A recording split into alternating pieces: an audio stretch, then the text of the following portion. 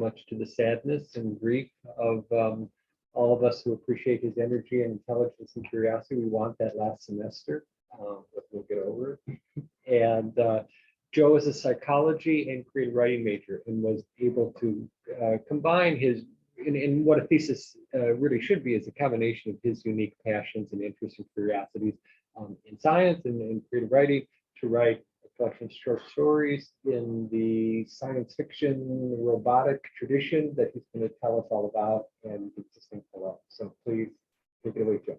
Thank you so much. Thank you, everybody who came here in person, everybody who came over Zoom, especially President McNally. I hope you're feeling better. But thank you so much for coming. As Dr. Cochran mentioned, that I tried to unite both of my majors in this thesis. And I've been very lucky to have him as my first reader, Professor McNally as my second reader, and Dr. Hauser for coming here today as my representative. And before I go into it, I just wanted to mention that the anthology that I wrote is called Bleeding Statues, because that's what I envisioned robots would mean, both in our own world as we adapt them and in literature as it's been thus far. So without further ado.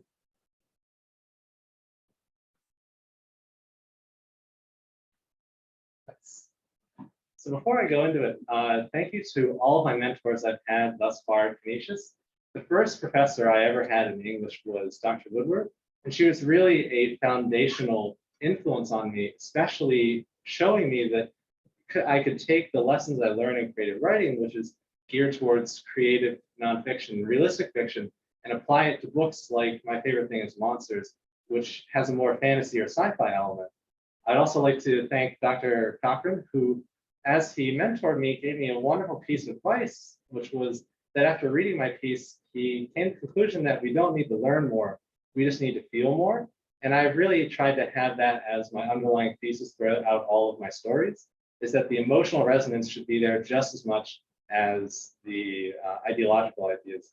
And thank you to Professor McNally for teaching me to write fiction poetically, and to my dad for always being there for any sciencey related questions to make it look like I actually know what I'm supposed to write about.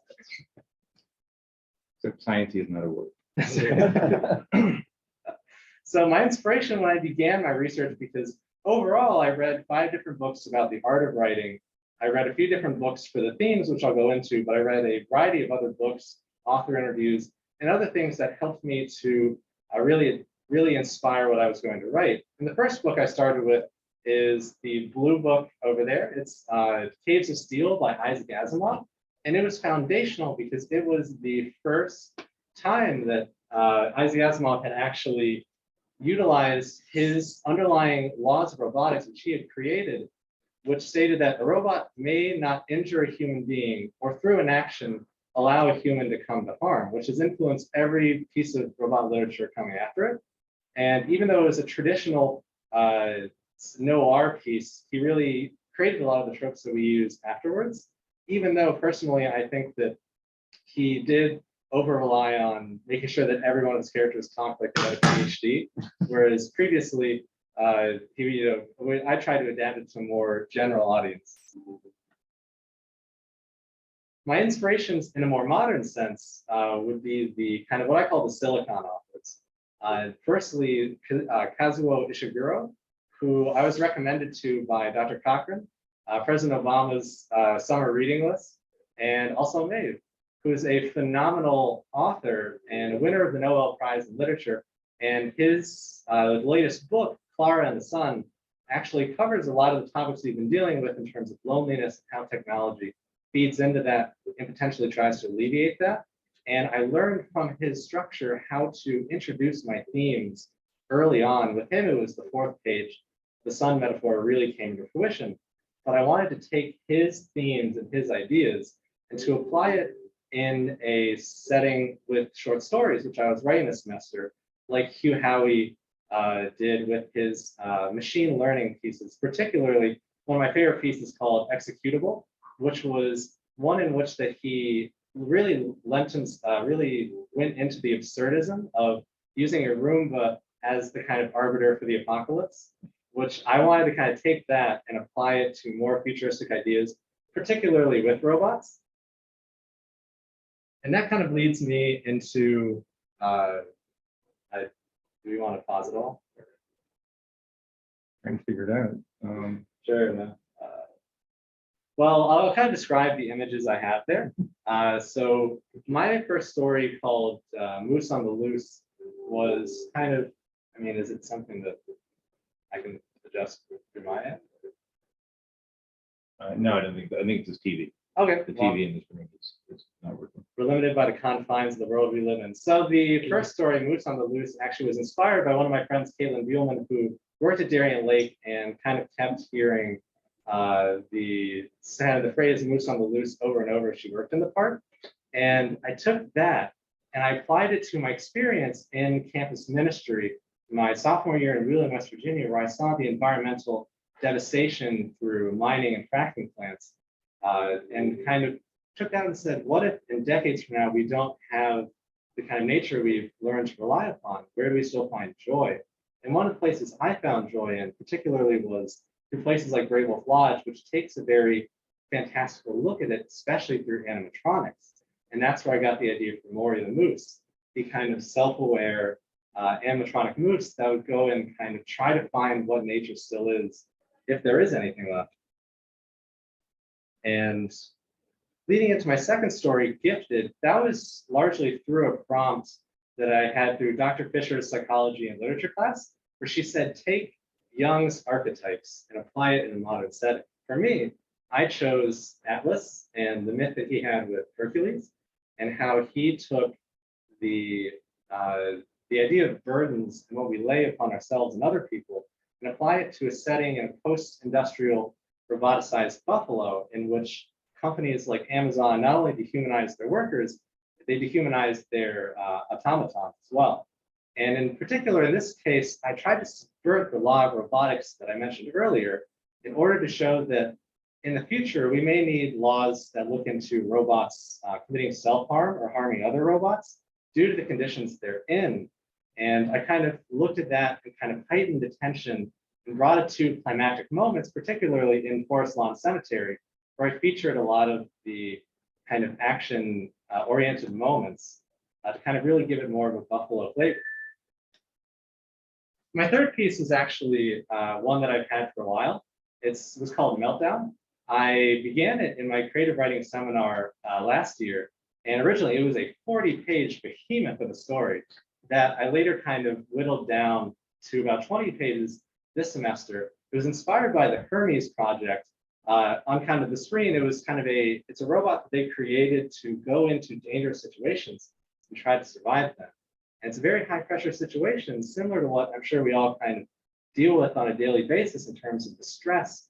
And I thought, what if you built it up to a moment where the stress kind of culminates? What does failure do to a robot that was technically born maybe weeks before? And it was a book that actually my friend Issa originally kind of penned it as Pinocchio meets Blade Runner, which I'm gonna absolutely just engrave on my house one day. But unfortunately, even though he loved it, I loved it, a lot of people loved it, Clark's World, the magazine I sent it to, said no. I was out in the first round. I was like the 11th person they just got out of there. And so this really prompted me to look deep, and through Dr. Cochran, I learned that they're looking for literary fiction. What I wrote was more of a young adult fiction related book. And I kind of wanted to take that and then translate it into literary fiction through the change in tempo, perspective, and the nuance that comes with taking a more somber, reflective approach. And I thought, maybe I'll change it. Maybe I'll take the climactic moment of failure and have it happen long before the story even began, situate him in a situation of failure like I had experienced. But I kept the kind of optimism alive in the character of Rue, which took that and still kind of balanced optimism and pessimism.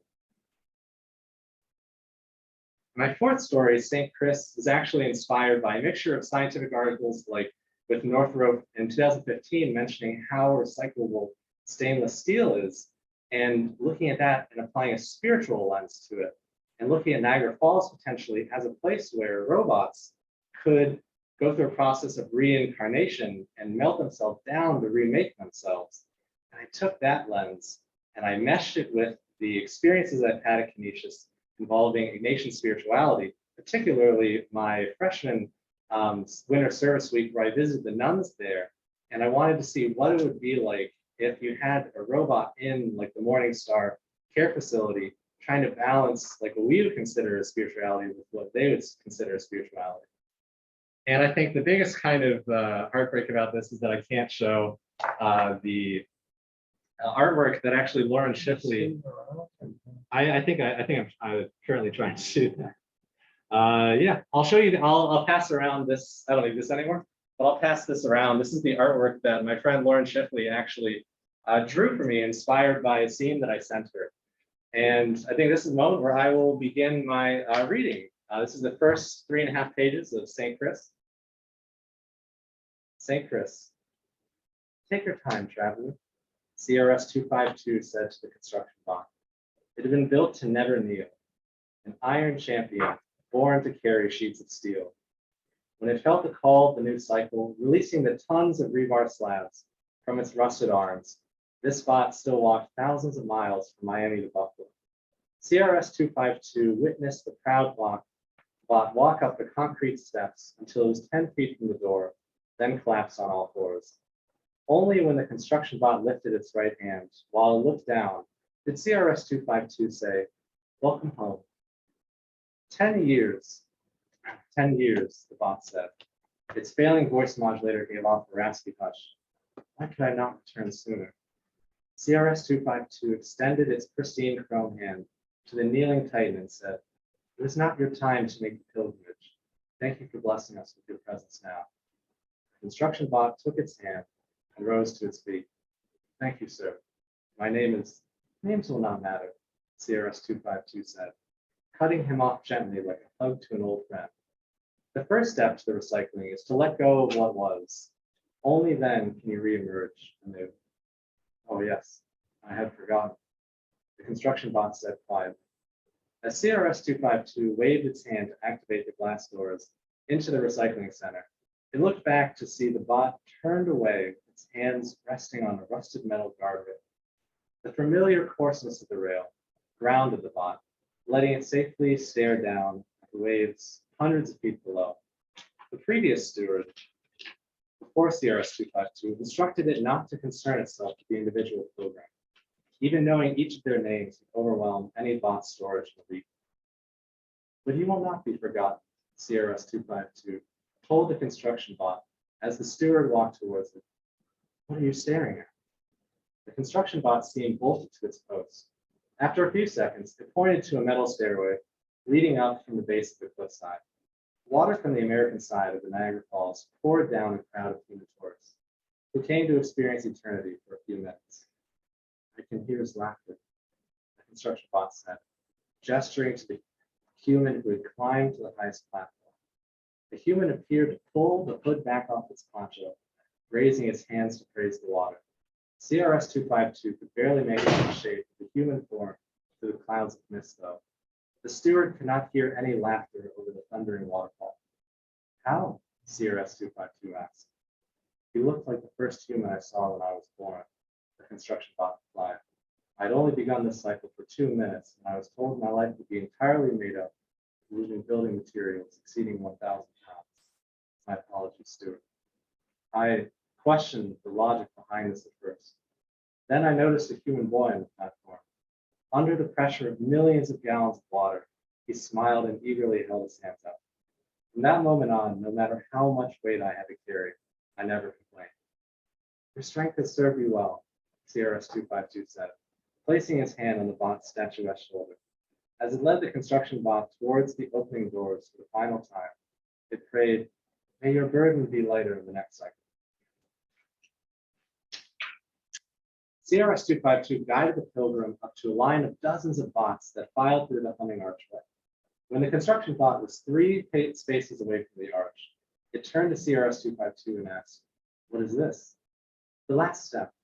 You must be pure before you can be recycled, CRS 252 responded. The construction bot seemed to recoil a few inches away from the arch after hearing this. So before the steward pulled away, it said, do not worry, few are found unworthy. As the construction bot took 2 hesitant steps into the archway, it stopped. A few seconds of humming later, and a voice seemingly above the archway said, 89% steel. What does this mean? The construction bot asked. It means you are technically acceptable and morally ready, CRS-252 said, waving the pilgrim through. CRS-252 led the construction bot through a long tunnel and into a vast room. Hydroelectric generators sang from either side of the room, welcoming the hundreds of different bots. A see-through staircase led the congregation towards a vat of water, where they would be submerged. A construction bot saw dozens of pilgrims submerge themselves, while electrodes were gingerly attached to their core processes, often on their heads for most bipedal bots. A flash of blue light and the tubes would ease off, and attending stewards would carry the lifeless bodies to a separate room. As the construction bot turned to ask CRS-252 a question, it saw that the steward was already walking back to the entrance. Steward, what happens in that room? The construction bot asked. Your body will be remolded into a new bot, but that will be after your memories are added to the ocean of other AI. You will live in collective harmony with all those who came before you. Will I see you in the next cycle? Not as you are now, CRS-25 said. When the humans request a robot, they will dictate the physical model. The mind within that shell comes from a fusion of your memories and all others. The construction bot considered this quietly. Will you still look for me? It asked. Of course, CRS-252 said, not looking back at the construction bot as it walked away. Detachment is the hardest lesson for a young steward to learn, and the hardest part of its job every day after this. CRS-252 had fulfilled its duty to the bot. It had guided the weary pilgrim safely to the end of its journey. Steward, a group of humans request your presence outside, a communication program, announced through a private text CRS-252. The road got longer by another mile. So that was kind of the reading section. So really from there, I guess I've shown you where I came from, what went through my mind as I was writing this, and kind of the future, hopeful for every kind of creative writing major, is that there are a lot of industries that really appreciate creative writing and the ability to articulate yourself creatively. Over the summer, I worked as an Amgen scholar, particularly with my mentor, Dr. Barbara Mulak, who worked in Dr. Fauci's public relations team.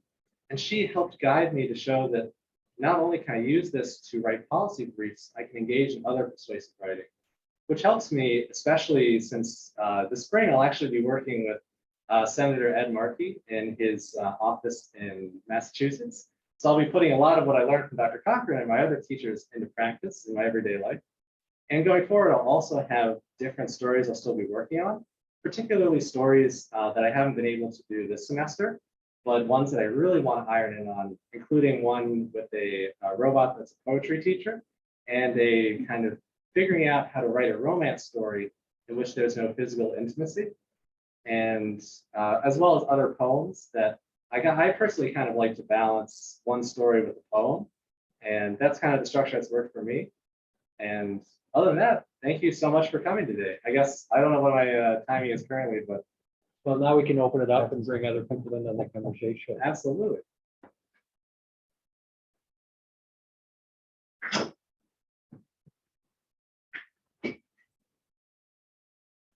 I'm going to ask the first question. You shut up. Sure. A lot of the literature of robots, which is new to me, posits robots were capable of feeling. And one of the stories of Joe's that really, to me, was quite powerful was imagining the inner life of bots at Amazon who suffer so profoundly, they want to take their own lives. They want to end it.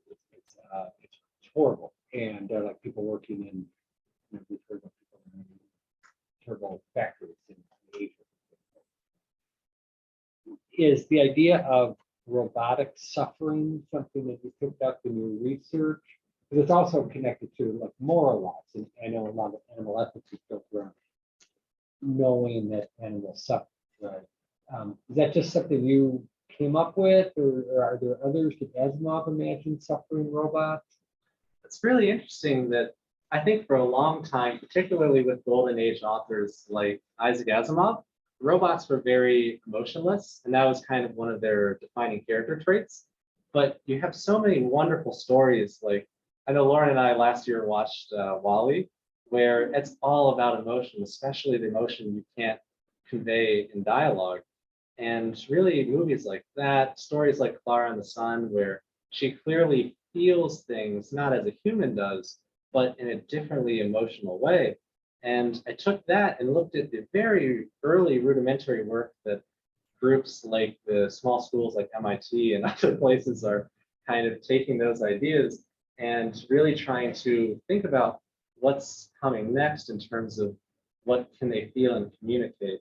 And I kind of just wanted to take that to its extreme, particularly with that case, because it not only showed what the psychology was for the bots themselves, but also for the humans who kind of, in that story particularly, they were leading kind of a riot against the bots because they had been previously laid off because of them. And I wanted to acknowledge those kind of tropes, like being replaced by automatons, but also to put a spin on it that says that there's a mutually kind of destructive but redemptive relationship between humans and the things we create. Thank you. Absolutely. Of the different materials that you had to like read and research through like all of your preparation, which one would you say kind of like impacted your final product the most? That's a great question. I think one of the things that I actually didn't mention, because those were kind of those were the pieces that I think covered the themes that I wanted to apply. But one of the cases that I read was actually a series of robot manga written by one of my favorite authors who also wrote many other great kind of examples like Monster. And he really took the idea of robots, and I think within like 10 panels, just sold me on like such a heartbreaking relationship between one particular robot and his mentor, who he was kind of teaching piano lessons to, even though he was kind of an aging pianist. And really that taught me that you can kind of win and break a heart for a reader within kind of as quickly as possible. But it's something I also learned with my poetry course with Professor McNally, because oftentimes the best example of doing a poem right was when she would tell me that like reading it made her cry. So I was like, it was kind of a weird relationship where I was like, did I make her cry to know I did this well?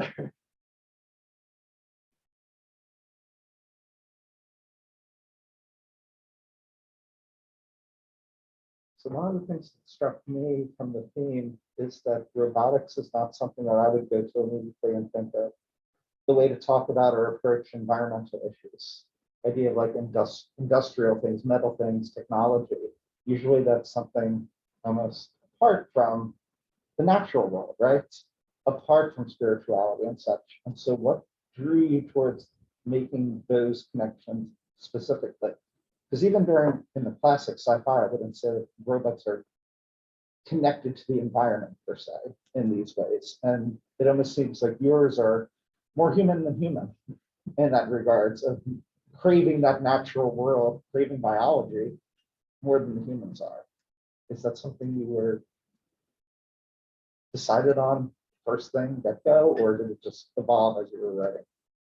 Thank you so much for kind of asking that. It builds on something that Dr. Cochran taught me in one of our intro courses, which means to be a writer is to be someone on whom nothing is lost. So really, it was I think it was a culmination of a lot of my experiences at Canisius. Like actually at the Wheeling, West Virginia immersion trip that I went to, there was a environmental rally I attended. And one of the people there was, I think, a 70-year-old woman who had been going there since Silent Springs came out. And she asked why I was there. And I said, well, I want to go to make sure that if there's no forests decades from now, at least I said something. And again, I was like, just brought her to tears. I'm a jerk that way. But she really, that moment, and I think that when we think about something as depressing as climate change, I kind of gravitate to like my happy places. And one of them was actually the Great Wolf Lodge that I went to a lot as a kid. And I remember like seeing the like caricatures of animals and thinking that like, what if one of them kind of realizes that the script they've been given is a script? Do they try to write their own story? And kind of one of the climactic moments of that particular story was one in which the animatronic moose, Maury, actually meets a now decrepit moose who's drinking from a like just pool of just kind of disgusting water that it came from fracking sites that I'd seen while I was down there. And I think really just the reflection of like trying to figure out what's the happy medium between trying to balance hopefulness and realism and kind of understanding that there will be kind of consequences to industrialization has been one thing that really inspired me for that particular piece. Andy. So one of the themes you kind of mentioned was like how burdensome it is, for robots. You have to conform to like what it's meant to do versus like having freedom to do what it decides, I guess. And as a creative writer, is there, like you mentioned, not being accepted into this magazine, is there a pressure to conform to a certain like formula or thing that those types of magazines are looking for?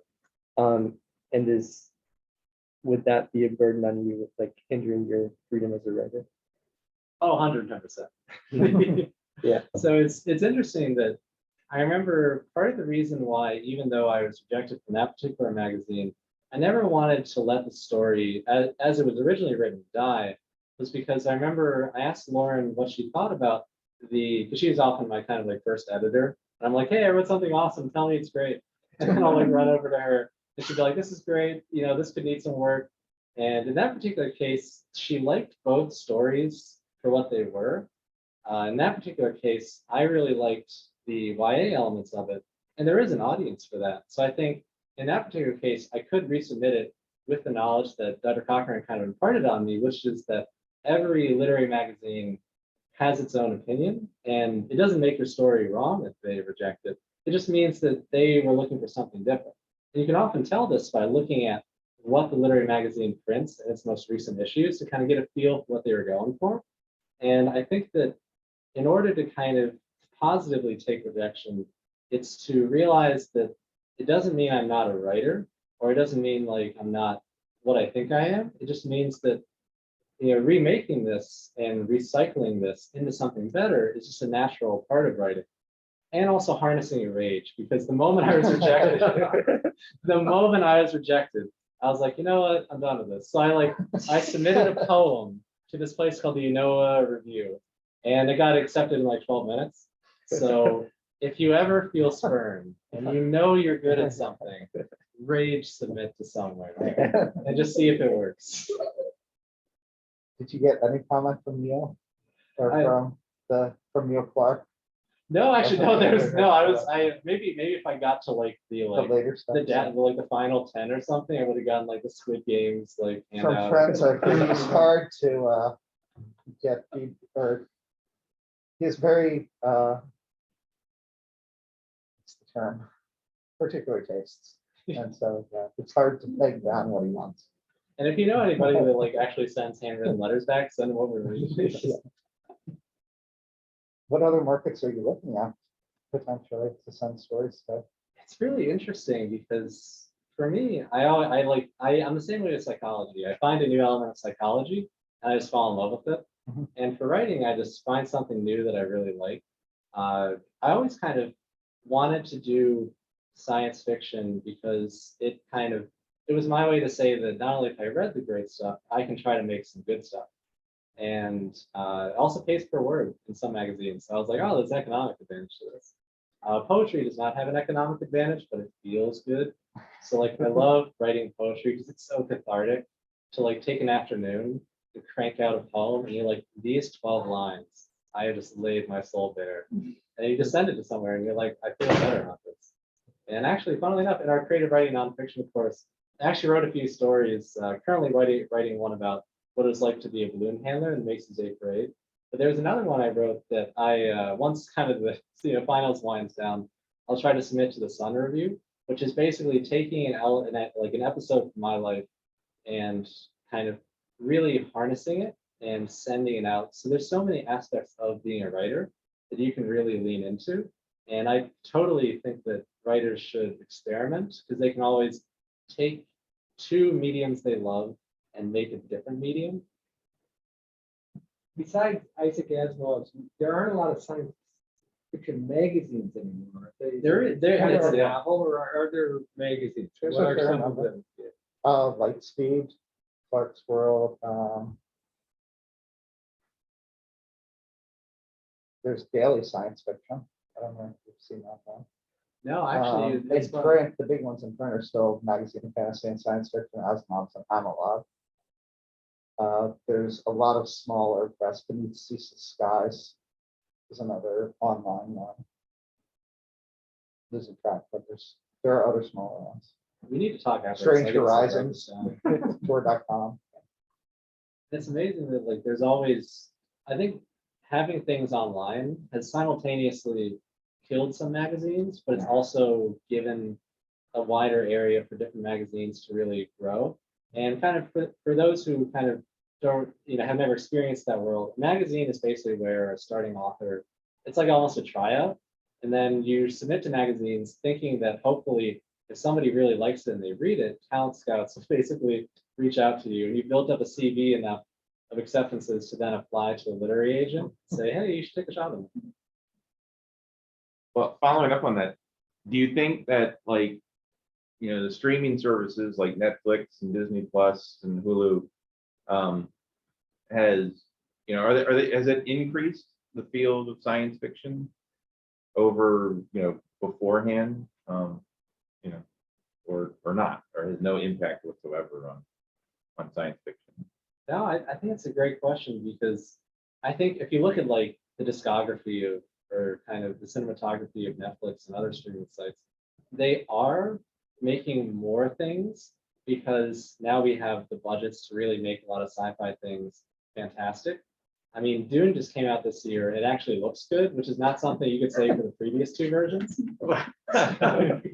Well, the 80s version had Sting in it. So We just need heart. Joe, could you just say a few words about what your writing process looked like during these 3.5 years? And if you have a plan or ideas, how you're gonna fit it in once you make the transition to the working world? Oh, absolutely. It's something that it's a continual kind of process of learning when to write. I know Greg had a fantastic, like he just wakes up in the morning and then writes like thousands of words and then just goes about his day. Basically, yeah. Which sort is, of. I aspire to be you guys. But for me, I realized that like one of the things Dr. Cochran had mentioned to me this semester was that, oh, this piece seemed really polished. When at the time that was kind of my first draft.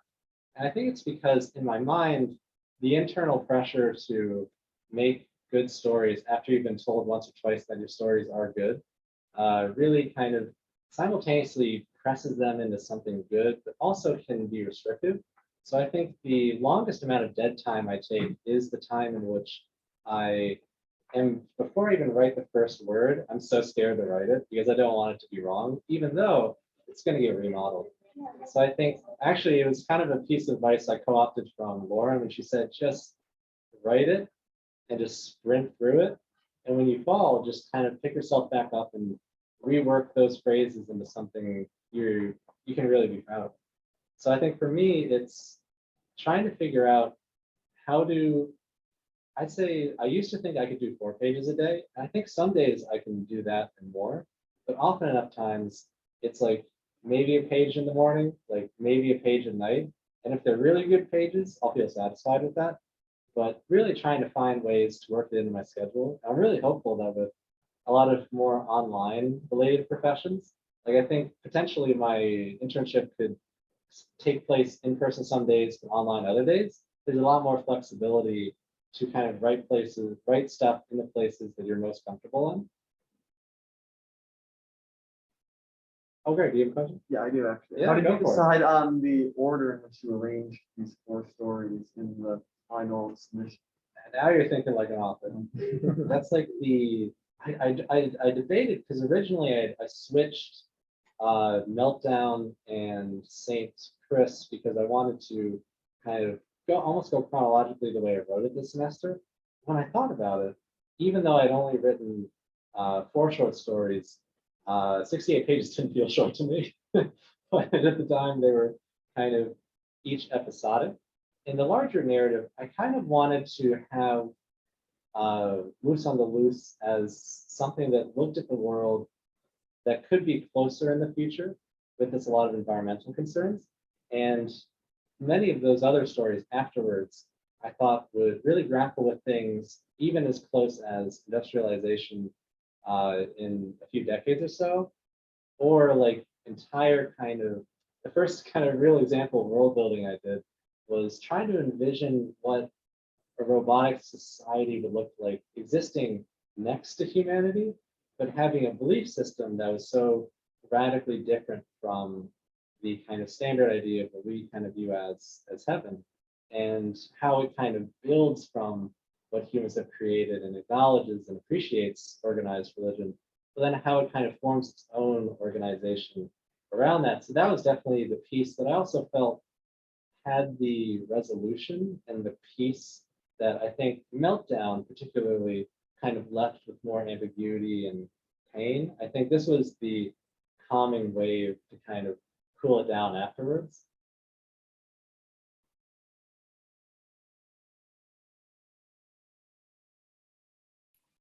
Okay, I have one. Can you hear me? Yes. Okay, hi, speaking now to you. I was, I know I probably told you when I first met you how much I enjoy having psychology students in creative writing classes because you're thinking so much about human behavior. The irony is not lost on me that like then you ended up writing about robots, but of course you're writing about robots that are really like humans. So I have like kind of two questions here, and I have a, sickness-addled brain, so it's hard for me to put them together. But I was thinking, like, can you articulate how your psych work informed this particular writing, and can you talked a little bit about it, but like I want to know more, like, why are you drawn to robots and monsters, and what are the roles of, is there a difference between like a robot, because I'm thinking about the story that you wrote in YA fiction last fall, that character was a robot, but he also felt like a monster, right? So I don't know, whatever you want to take from what I just said, I'd love to hear you talk about it. No, thank you so much. And it's so funny, kind of, I've been staring at, I don't know where to look, so I've been staring at like the voice box. robotic little. Yeah. But no, I think one of my favorite parts of being a psych student is to really engage myself in the heads of people are kind of creatures who differ from me, but then help to explore elements within myself. And especially in our poetry course, I fell in love with the idea of a persona poem, which is taking different characters. Like I wrote about my dog Bubbles. I pretended I was him. I wrote about, like, I took the kind of persona of Medusa, and I really, I'll show you that one later. But it was a fantastic kind of way for me to speak through someone else's lens. And then for some reason, I found myself saying things that when on follow-up readings, I like simultaneously didn't recognize that I wrote that. And then it also, on further readings, after like the third or so, I kind of, funnily enough, kind of felt that it spoke to what I was feeling at the time. So it's almost like only by distancing myself could I be honest with myself in a lot of ways. And my psychology also helped me in terms of really getting to the idea of childhood development and how different things could go into a computerized mindset. Particularly, Dr. Cochran really encouraged me to create like robot dreams, but also nightmares. I found interesting ways to connect those. And I think that only really came from experiencing things as a human and then imagining how different it would be if I didn't have specific senses, or if I didn't have kind of a lot of the faculties that I had. So really, I'm really looking forward to the stuff that Emma's going to send in a few years, because another creative writing psych major. Don't get your hopes up.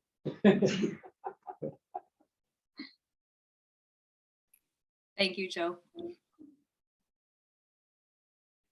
other questions?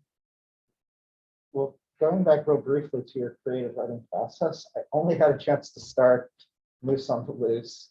But between that, what I started reading, and then what you read today, I'm struck by how tonally they're very different. Word choice, sort of, there's a lot of alliteration. I know some Moose on the Loose at the beginning, which made it very whimsical and fun. And the absurdity of that story was starting out, at least. And what you read was much more somber, much more spiritual, which fits with the story. When you started these, do you find yourself writing sort of in one particular tone, one particular way that you go back and re-edit? Or do you get yourself right in the frame of mind of where you want to go with the story, sort of the direction you want to go and work with that right from the get-go? That's such a fascinating question because I'm tempted to say it's a bit of both. Like I'll definitely, while I was writing the meltdown scenes, sorry, no, the gifted scenes, which take place in Forest Lawn Cemetery, I kind of would walk there and I would put myself where I imagined my character would be. And it was crazy because, like, I mean, I will not spoil, one of them dies. So that was pretty wild. But the whole idea of trying to ground myself and holding myself to certain figurative standards where if I'm a robot character, I can't smell, I can't really have any physical touching sensations, even though I explored that a little with Maury. And really just trying to, almost in a poetic sense, by limiting my own physical sensations, I was able to almost get at what there was meaning beneath the surface outside of that. And I think the difference kind of came in the editorial process when I kind of, like particularly with Meltdown, because that was the one I think that I re-edited the most heavily. I think that really came from taking what I originally thought I felt and acknowledging that I still felt that way, but then saying, what if I just play with the timing of this? And almost in like a Marvel Cinematic Universe sense, what if I like, what if this happened? And I think that's the most liberating part of being a writer, is having the freedom to say, I did this, it worked for some people, it didn't work for some people. Let me take an element of that, switch up the time, go along with that timeline, and then really kind of ironing out what that kind of would result in, and the different kind of emotions that the same characters would have if just a few things changed. No, thank you so much for coming today. It really means so much that kind of everybody came, whether in person or virtual. Thank you.